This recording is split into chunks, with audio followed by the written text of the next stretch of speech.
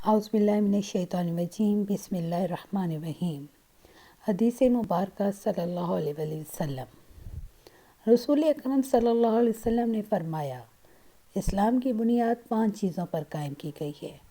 اول، گواہی دینا کہ اللہ کے سوا کوئی معبود نہیں اور بے شک حضرت محمد صلی اللہ علیہ وسلم اللہ کے سچے رسول ہیں، اور نماز قائم کرنا اور زکوٰۃ ادا کرنا اور حج کرنا اور رمضان کے روزے رکھنا۔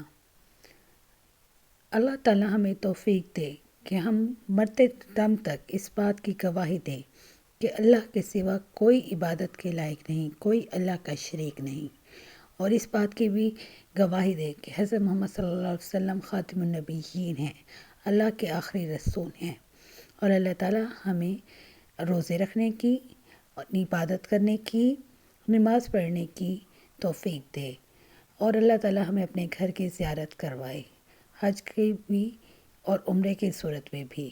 آمین ثم آمین۔